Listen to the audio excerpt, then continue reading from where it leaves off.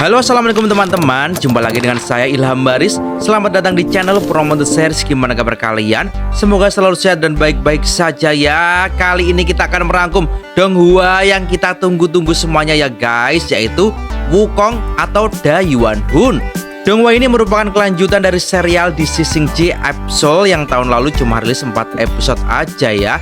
Dan sebenarnya kita juga udah ngerangkum sih sampai tamat untuk versi manhwa atau komiknya. Dan biar teman-teman ingat lagi, kalian bisa cek playlist di deskripsi ya. Dan sekarang untuk judulnya sendiri yaitu Wukong. Jadi lebih simpel dan mengena buat MC kerak kesayangan kita yang tentu saja masih liar, nakal, dan brutal. Dan gak usah lama-lama lagi, langsung saja gas cuy. Episode ini dibuka dengan suasana tenang di desa suku klan Hua, di mana seorang tetua yang disegani, Nenek Guozi, sedang menceritakan kisah kelam 60 tahun lalu kepada sekelompok bocah. Ia berkisah tentang tempat misterius bernama Jalur Iblis, wilayah terlarang yang dulunya begitu mengerikan hingga tidak ada satupun dewa yang berani menginjakkan kaki di sana. Di wilayah itu, hidup berbagai makhluk berwujud iblis, ada yang memiliki jiwa cahaya, dan ada pula yang bermuatan jiwa gelap. Masing-masing menguasai wilayahnya sendiri, dan para manusia yang hidup di sana, seperti klan Hua, harus menyembah iblis cahaya demi bertahan hidup. Namun, iblis jiwa gelap tak hanya ganas, mereka juga gemar membuat kekacauan seperti koruptor yang menjarah negeri sendiri. Bahkan akibat mereka, para dewa pelindung yang disembah oleh klan keluarga Hua pun ikut terancam. Bocah-bocah yang mendengar kisah ini pun menatap langit dan berdoa agar ada dewa cahaya yang kuat datang menyelamatkan mereka. Nenek Guozi lalu mengungkapkan bahwa dulunya dia pernah melayani sosok iblis kera yang sangat kuat. Namun sayangnya, sosok itu telah gugur. Meski begitu, ia yakin atas omongan seorang dewa langit, yaitu siapa lagi kalau bukan Dewa Rulai, bahwa sosok itu akan terlahir kembali di masa depan, dan hingga kini ia terus menantikan kedatangannya. Belum selesai bercerita, Nenek Guozi pun tiba-tiba merasakan firasat buruk saat angin meniup padam api unggun di depannya. Tak lama kemudian, firasat itu jadi nyata. Desa mereka diserang oleh pasukan dari suku klan keluarga Qin yang bekerja untuk aliansi kegelapan. Mereka menggunakan jarum beracun dan situasi pun menjadi kacau. Seorang wanita pemberani bernama Huafa memimpin perlawanan. Namun mereka kalah jumlah dan akhirnya ditangkap. Tak terkecuali Nenek Guozi yang tubuhnya sudah lemah. Sempat dia akan kabur bersama bocil-bocil, namun dia akhirnya dengan mudah tertangkap juga. Pemimpin musuh bernama Qin Bao saat ini merasa puas karena kali ini mereka berhasil menangkap banyak wanita dan anak-anak. Seorang bocil yang ketakutan pun segera berdoa agar dewanya menolong mereka, di mana dijelaskan kalau saat ini dewa penolong mereka yaitu Makaka Bulu Putih. Namun hal itu hanya jadi bahan tertawaan Qin Bao, karena bahkan dewa tua alis kuning, sang pemimpin aliansi kegelapan, sudah lama mengintai mereka. Dan tidak akan lama lagi, seluruh wilayah gunung akan menjadi dikuasai oleh aliansi kegelapan. Qin Bao pun segera menyuruh pasukannya untuk segera membawa seluruh tawanan ini. Namun di saat kritis, fenomena hujan meteor pun terjadi, membelah langit dan menghantam sebagian wilayah klan Hua. Nenek Guozi melihat kejadian itu sebagai pertanda. Ia langsung teringat dengan kelahiran Gui Xiao, pelindung lamanya yang dulunya adalah iblis kera yang legendaris. Masih ingat kan Gui Xiao? Ia adalah sosok Sun Wukong di kehidupan sebelumnya yang berambut merah itu tuh. Fenomena itu juga dilihat oleh sang dewa alis kuning yang tengah nongkrong bareng monster peliharaannya. Ia sadar hujan meteor ini sama persis seperti 60 tahun yang lalu saat Wukong alias Gui Xiao pertama kali lahir ke dunia. Ia pun merasa khawatir karena itu artinya seseorang yang sangat kuat sedang kembali. Ia lalu kembali ke dalam rumahnya dan terlihat fisiknya tampak agak lemah dan batuk-batuk, di mana persembahan akhir-akhir ini untuk dirinya tidak mencukupi, padahal dia membutuhkan lebih banyak makanan bernutrisi yang bersih untuk menjaga kesehatannya. Namun tiba-tiba seseorang datang dan menenangkan sang dewa alis kuning. Dia mengaku telah menyiapkannya, karena berkat sang dewa tua alis kuning itu, barang persembahan dari wilayah pegunungan Feiyuan yang telah diperluas akan dipersembahkan separuhnya kepada dewa tua itu. Sosok itu ternyata adalah sang kera berlengan panjang atau si kera rambut kuning. Dewa alis kuning pun cukup puas dengan kera lengan panjang karena di antara siluman-siluman yang berada di jalur siluman, dewa tua itu paling menyukai kera, dan sang kera lengan panjang adalah yang paling bisa dipercaya dan diandalkan di dalam aliansi kegelapan. Mendengar hal itu, kera lengan panjang diam-diam memegang tongkatnya lebih erat. Entah pertanda apa itu ya guys. Namun ia berbicara sok sopan dan memuji kebaikan sang dewa tua alis kuning. Ia mengaku karena berkat bantuan dewa tua itu, ia dan saudara-saudaranya bisa jadi seperti sekarang ini. Sang monster peliharaan alis kuning pun secara naluri jadi galak dan akan menerkam kera lengan panjang. Namun segera ia jinak setelah alis kuning melemparkan sepotong daging padanya. Alis kuning pun lalu bertanya berapa gunung yang telah kera lengan panjang kuasai. Kera lengan panjang pun melaporkan bahwa setelah adiknya berhasil mengalahkan klan Makuku Bulu Putih, maka seluruh gunung Feiyuan akan berada di dalam kendali mereka. Namun kini, alis kuning pun mengaku mempunyai firasat yang buruk. 60 tahun lalu, meteor seperti itu membawa siluman kera besar yang sangat hebat ke tempat ini. Waktu itu, alis kuning gagal tidak bisa memakannya. Namun, jika ada kesempatan sekali lagi, ia yakin pasti akan mencicipinya dengan perlahan-lahan. Di alam roh yang belum tersentuh waktu, jiwa seekor kera batu yang belum pernah lahir ke dunia mengalami sebuah penglihatan yang tak biasa. Di tengah gelombang cahaya primordial, ia mendapati dirinya berdiri di hadapan kobaran api yang tak pernah padam, yaitu api abadi. Nyala suci itu bukanlah sekedar elemen, melainkan entitas bijak yang memelihara jalur takdir bagi makhluk-makhluk terpilih. Lewat bayangan nyala dan gelombang energi, monyet batu itu diperlihatkan takdir masa depan. Takdir yang menuntunnya bertemu dengan para tokoh kunci dan misi suci untuk melindungi api abadi dari kehancuran. Sang kera batu pun jadi penasaran, sebenarnya siapa sih api abadi itu? Namun, api abadi hanya memberitahu bahwa setelah kera batu hidup dan bertemu dengan orang-orang yang ditakdirkan itu, kera batu akan mengetahui diri api abadi dengan sendirinya dan akan memahami di mana letak tanggung jawabnya. Sang api abadi pun lalu mempersilahkan kera batu untuk pergi karena dunia sedang menunggunya. Setelah penglihatan itu berakhir, jiwa kera batu pun mulai berputar dalam pusaran reinkarnasi. Kesadarannya larut dalam aliran waktu hingga pada akhirnya ia terlahir kembali ke dunia fana sebagai sosok baru, makhluk tercerahkan yang nantinya akan dikenal sebagai Sun Wukong, yang kini telah dibekali tongkat sakti yang berubah menjadi cincin di lehernya. Di saat kelahirannya menggetarkan langit pegunungan kawah, sosok bijak nenek Guozi tiba di tempat itu. Dahulu kala, ia pernah bersahabat dengan Sun Wukong dalam kehidupan sebelumnya. Namun saat ini Wukong tak mampu mengenali sosok tua renta tersebut. Namun, berkat perlindungan api abadi, tubuh nenek Guozi pun diliputi cahaya dan berubah menjadi wujud remajanya. Dalam sosok muda itulah, ingatan Wukong akan masa lalu kembali bersinar samar-samar. Guozi datang membawa kabar buruk, yaitu suku monyet berbulu putih, penghuni pegunungan Feiyuan atau nama lainnya pegunungan kera terbang, tengah berada di ambang kehancuran akibat serangan mendadak pasukan monyet hitam yang tunduk pada kekuatan kegelapan bernama Aliansi Kegelapan. Namun, Wukong yang baru terlahir memilih cuek sejenak, mempertimbangkan jalan takdir yang membentang di hadapannya, dan Guozi pun terus mendesak kera batu untuk segera memberikan pertolongan. Sementara dari atas pohon, tampak siluman rubah kini diam-diam memperhatikan dua orang itu. Di sisi lain, di kedalaman hutan pegunungan, suku monyet putih hidup dalam damai hingga mendadak suasana menjadi kacau ketika salah satu warga mereka roboh diserang kekuatan tak terlihat. Belum sempat mereka memahami apa yang terjadi, pasukan monyet hitam menyerbu dari segala penjuru.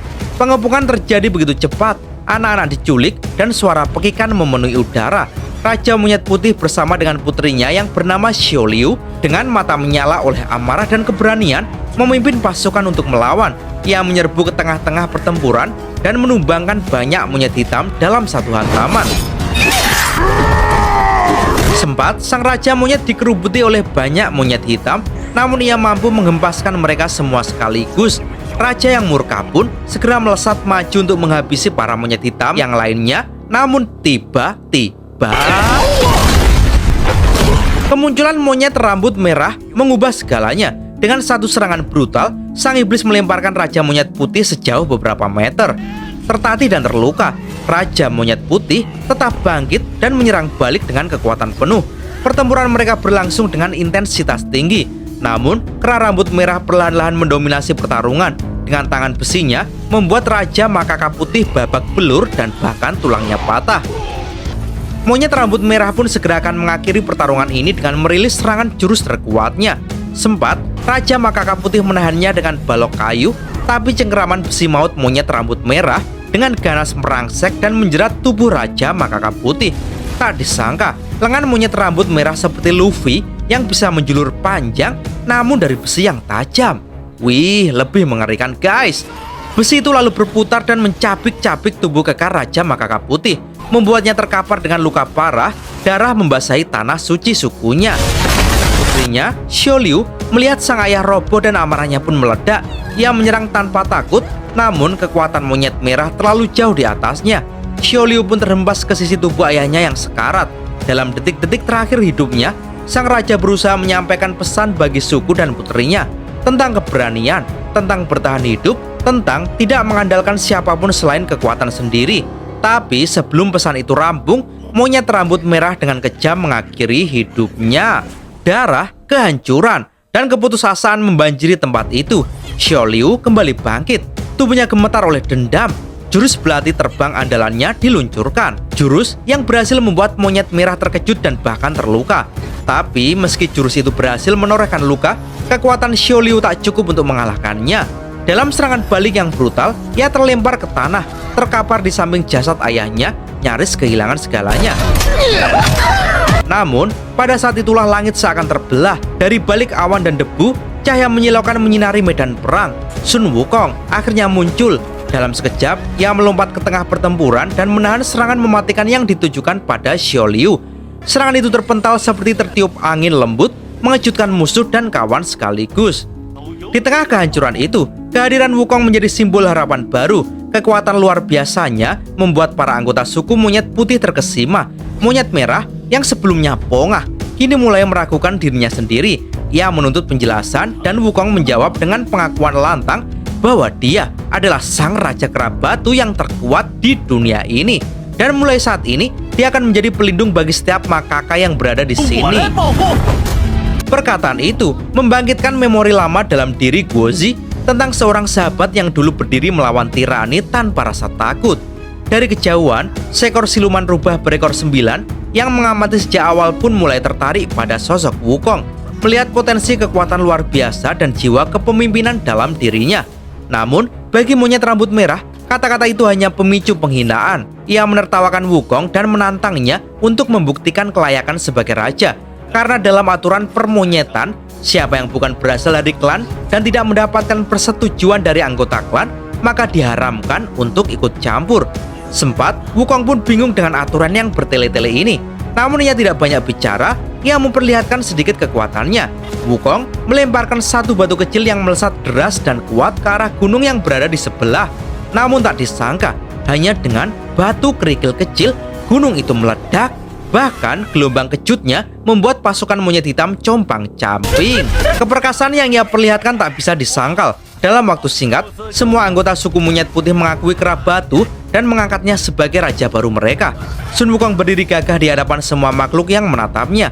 Ia berjanji akan menjaga tanah suci mereka, melindungi setiap makhluk di dalamnya, dan menumbangkan kekuatan kegelapan yang mengancam. Namun, tak semua hati merayakan kebangkitan Wukong. Xiao Liao, yang selama ini memikul beban melindungi klan, menatap prosesi penobatan itu dengan sorot mata yang syarat penyesalan. Ia sadar bahwa tingkat kultivasinya belum cukup untuk menjaga semua anggota klan dari ancaman luar. Keputusan untuk menyerahkan tahta kepada Wukong bukanlah pilihan yang mudah, melainkan pengorbanan. Sambil menata singgasana batu untuk Wukong, Xiao Liao bertekad untuk menaruh kepercayaan sepenuhnya pada raja baru mereka. Meski di dalam dadanya masih terpendam rasa cemas akan perubahan besar yang tengah terjadi. Di tengah sorak-sorai dan penghormatan, satu sosok berdiri dalam amarah yang tak tersembunyikan. Monyet rambut merah, makhluk kuat dari klan monyet sebelah, menatap penobatan itu dengan geram. Baginya, klan monyet putih hanyalah sekumpulan penjilat yang begitu mudah terkesima oleh kekuatan baru. Tanpa basa-basi, ia melompat turun dari puncak batu karang dan mendekati Wukong dengan langkah penuh tantangan. Dengan suara dingin, rambut merah memastikan apakah Wukong benar-benar tahu siapa musuh-musuh di depannya ini. Namun, Wukong tak menggubris pertanyaan itu dan malah menganggapnya angin lalu. Sikap tenangnya membuat darah rambut merah mendidih. Ia mencibir, menyebut Wukong sebagai monyet pendatang baru yang tak tahu diri, lalu menyombongkan diri bahwa hanya dengan 10% kekuatannya, ia bakal mampu membuat Wukong bersujud. Ah, yang bener tuh. Hihihi, belum tahu dia guys. Namun, sebelum kata-katanya selesai meluncur, sebuah tinju kilat dari Wukong menghantam kepalanya tanpa aba-aba. Tubuh rambut merah terhantam keras, terpental dan membentur pohon. Jelas hal itu mengejutkan seluruh monyet di situ. Seketika itu juga kemarahan monyet rambut merah memuncak. Tanpa menunggu waktu, ia meluncurkan serangan balasan. Maka pecahlah duel hebat di tengah lapangan batu itu di hadapan semua penghuni klan monyet putih. Serangan demi serangan saling bertukar cepat dan mematikan. Wukong, meski baru saja dinobatkan, menunjukkan kecepatan dan kekuatan yang bahkan melebihi prediksi. Ia menyindir gerakan rambut merah yang menurutnya terlalu lambat. Mendengar itu, lawannya makin terbakar emosi dan meningkatkan intensitas serangan. Namun, semakin lama mereka bertarung, rambut merah mulai menyadari bahwa lawannya bukan sekedar pemimpin muda. Wukong adalah kekuatan murni yang tak bisa ditaklukkan dengan sembarangan. Jurang kekuatan semakin tampak. Jurus andalan rambut merah yang dulu mampu menjatuhkan para panglima lintas klan, kini tak mampu menahan Wukong lebih dari sekejap. Guozi yang menyaksikan pertarungan itu dari kejauhan merasa takjub. Baginya, Wukong mengingatkan pada sosok legendaris Gui Xiao, makhluk langka yang justru tumbuh lebih kuat saat menghadapi bahaya besar. Dan tampaknya Wukong, sang kera batu, memang benar-benar reinkarnasinya. Meski mulai mengakui potensi besar Wukong, rambut merah belum berhenti. Justru kini ia makin terobsesi. Ia mengerahkan tenaga penuh, meluncurkan serangan mendadak yang akhirnya berhasil membuat Wukong terhempas jauh, bahkan membuatnya kesakitan. Rambut merah pun menganggap kalau nyawa Wukong sudah di ujung tanduk. Segera ia melancarkan serangan dahsyat taring besi dan lengan sakti. Tangan panjang dan fleksibel serta tajam pun memborbardir Sun Wukong. Wukong pun dengan sekuat tenaganya bisa menghindar dan berlari tunggang langgang. Tempat itu pun kini meledak-ledak akibat gempuran dari serangan rambut merah. Melihat rakyat Makaka yang ketakutan, Wukong pun bertekad kalau dia harus menang. Mereka berdua pun melesat dengan deras dan bertabrakan dengan dahsyat. Mereka saling menekan satu sama lain. Namun kekuatan Wukong yang mulai meningkat kini mulai mengimbangi tekanan dahsyat dari rambut merah. Hingga akhirnya lengan sakti andalan rambut merah mampu dihempaskan oleh Wukong. Sang kera batu kini bangkit dan bersama teriakan semangat dari seluruh klan, kekuatannya seolah melonjak. Dengan semangat 45, ia melesat ke depan dan baku hantam kembali dengan rambut merah. Wukong pun dengan penuh semangat melancarkan tinju barbar dan bertubi-tubi, menimbulkan ledakan yang dahsyat ke seluruh pegunungan. Sementara, tampak siluman rubah masih diam-diam memperhatikan aksi Wukong. Kegaduhan itu bergema jauh, mengusir kawanan siluman kelelawar yang selama ini nongkrong nyaman di pegunungan. Mereka dengan panik berlarian menilai bahwa jalur iblis akan segera kacau akibat kehadiran bocah kera yang kekuatannya mirip seperti monyet legendaris yang dulu mengguncang jalur iblis. Sementara di tempat lain, seekor katak mistik, jelmaan dari Buddha tua alis kuning, menyaksikan kekacauan itu dan firasatnya terbukti bahwa kekuatan dari masa lalu kini muncul kembali. Di sisi lain, kini terlihat monyet rambut merah terlempar dengan keras akibat dihantam Wukong. Rakyat Makaka Putih tampak bersorak-sorai melihat raja barunya benar-benar kuat. Tapi jelas monyet rambut merah tak mudah mati begitu saja. Ia pun bangkit dari asap akibat ledakan. Dengan angkuh ia mengaku menyesal telah meremehkan kekuatan Wukong, dan sekarang ia akan mulai mengeluarkan seluruh tenaganya. Namun sebelum ia kembali melanjutkan pertarungan, monyet merah kaget dengan kedatangan Buddha alis kuning yang langsung menyuruh rambut merah menghentikan pertarungannya dengan alasan Sun Wukong, si monyet batu yang baru bereinkarnasi, bukanlah makhluk biasa, melainkan entitas langka yang memiliki potensi luar biasa, bahkan bisa menjadi obat mujarab untuk menyembuhkan penyakit lama sang Buddha sendiri. Namun, meski tubuh Wukong menyimpan kekuatan dahsyat, usianya yang masih muda menjadikannya belum matang untuk diproses menjadi ramuan atau bahan persembahan. Karena itu, Buddha alis kuning menyarankan agar Wukong dilepaskan terlebih dahulu, setidaknya untuk sementara waktu, hingga saat yang lebih tepat tiba. Mendengar saran itu, rambut merah memilih untuk mundur, memberi isyarat kepada pasukan monyet hitam untuk segera kembali ke markas mereka. Keputusan mendadak itu membuat para penghuni klan monyet putih terherman-herman, mengira bahwa kekuatan Wukong telah membuat lawan mereka gentar. Di tengah keheranan dan sorakan kemenangan, Wukong justru menantang rambut merah agar duel mereka diselesaikan di tempat itu juga. Namun, tantangan itu tak digubris. Monyet rambut merah tetap bersikeras mundur, namun sebelum pergi ia menyampaikan tantangan baru. Pertarungan akhir akan digelar di tempat persembahan dan hanya satu yang akan keluar hidup. Ia pun memperingatkan bahwa keselamatan para sandera dari klan Hua bergantung pada tekad Wukong untuk datang dan bertarung dengan kekuatan penuh. Ucapan itu membuat darah Wukong mendidih. Ancaman terhadap rakyat kecil tak bisa ditoleransi. Ia bersumpah tak akan membiarkan pengikutnya dijadikan korban oleh aliansi gelap. Namun, di balik ancamannya, Kera Rambut Merah mengaku bahwa ia sebenarnya tak peduli pada nasib para sandera. Yang diinginkannya hanyalah Wukong dalam versi terbaiknya, lawan yang bisa benar-benar membuat darahnya mendidih dalam pertarungan sesungguhnya. Sebelum menghilang, ia berpesan agar Wukong tak mengecewakannya saat mereka bertemu kembali. Setelah lawan mundur dan ketegangan mereda, warga klan Monyet Putih secara serempak bersujud di hadapan Wukong. Mereka menyembahnya bukan hanya sebagai raja baru, tapi sebagai simbol harapan dan kekuatan sejati. Beberapa waktu kemudian, Wukong, Guozi, Xiao Liu, dan para pengikut kembali ke wilayah klan Hua. Namun setibanya di sana, yang mereka temukan hanyalah kehancuran. Desa yang dulu ramai kini tinggal puing. Di tengah reruntuhan, Guozi menemukan seorang warga yang tergeletak dalam kondisi sekarat. Wukong tertegun, suasana ini terasa sangat familiar. Saat ditanya, Guozi pun menceritakan masa lalu.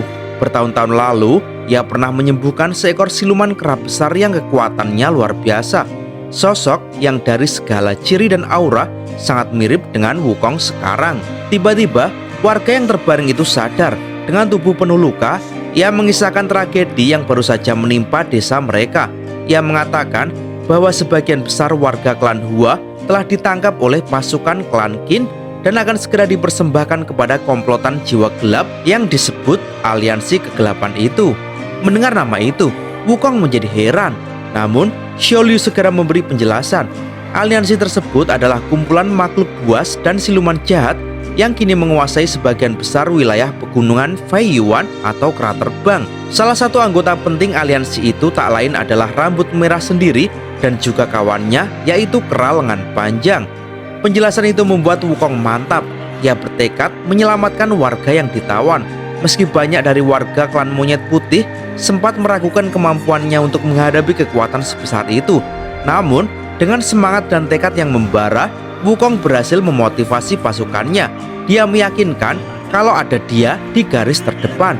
Meskipun langit runtuh, dia yang akan menanggungnya. Lagian, anak-anak mereka masih ditawan. Ini demi keluarga. Awalnya, satu monyet bangkit dan akhirnya mereka semua dengan penuh semangat siap berangkat menuju sarang kegelapan. Sebelum berangkat, Wukong mendekati Xiao Liu dan meminta diajari teknik ilusi yang pernah digunakan Xiao Liu untuk mengelabui Rambut Merah. Tanpa ragu, Xiao Liu menurunkan ilmunya. Wukong pun belajar dengan cepat dan segera memahami kunci teknik tersebut, yaitu menciptakan ilusi dengan membentuk keyakinan palsu dalam pikiran lawan tentang keberadaan suatu objek, padahal benda itu sama sekali tidak nyata. Sementara itu, jauh di wilayah gelap, para warga klan Hua yang tertangkap sedang digiring menuju pohon persembahan kuno. Mereka dipaksa berjalan dalam penderitaan, diseret dan ditindas oleh pasukan yang dipimpin oleh Qin Bao, salah satu tangan kanan Rambut Merah. Di tengah ketakutan, seorang bocah kecil bertanya apakah mereka akan selamat. Guava, salah satu tokoh klan, hanya bisa menenangkan sang bocah dengan keyakinan bahwa dewa pelindung mereka akan datang. Namun, harapan itu segera diruntuhkan. Qin Bao yang mendengar pernyataan Guava justru mengejek mereka. Ia menyatakan bahwa tak ada dewa pelindung yang akan datang, sebab para tawanan sebentar lagi akan dijadikan persembahan untuk entitas mengerikan yang disebut iblis jiwa gelap, inti kekuatan dari aliansi kegelapan. Ucapan itu membuat para sandera panik dan histeris. Sementara Guava berusaha memohon agar anak-anak dan yang lain dibiarkan pergi. Cukup dia saja yang dijadikan persembahan. Namun jelas permohonannya ditolak tanpa ampun. Karena demi memberi dewa jahat kepuasan, tentu saja persembahan harus yang makin muda dan segar, dan tentunya dengan kuantitas yang banyak. Qin Bao dengan kejam menyuruh pasukannya untuk menggantung para warga klan Hua. Segera setelah semua dipersiapkan, ritual pun dimulai. Para warga klan Hua diposisikan di atas akar dan dahan besar dari pohon suci. Qin Bao memimpin prosesi dengan khidmat dan kejam. agar dia dapat merebut lebih banyak wilayah dan pangan agar bisa memberikan lebih banyak persembahan. Dan tak lama kemudian, sekelompok iblis monyet hitam muncul dari bayang-bayang dan mulai memangsa mereka satu persatu. Jeritan dan isakan menggema di tempat itu. Tak berhenti sampai di sana, Raja Monyet Kuning atau monyet lengan panjang, sekutu terdekat Buddha alis kuning, turut hadir di tanah persembahan. Ia menyambut upacara itu dengan pujian, menyebutnya sebagai bentuk pengabdian sejati. Namun, dalam nada suaranya yang dingin, terselip ironi. Ia mempertanyakan bagaimana mungkin sesama makhluk bisa tega mengorbankan manusia demi menyenangkan entitas kegelapan yang bahkan tak pernah mereka lihat secara nyata. Dan cerita pun bersambung. Oke teman-teman, terima kasih sudah nyimak alur cerita kali ini sampai habis. Jangan lupa terus dukung channel ini agar terus berkembang ya. Dan sampai jumpa di episode selanjutnya. Assalamualaikum warahmatullahi wabarakatuh.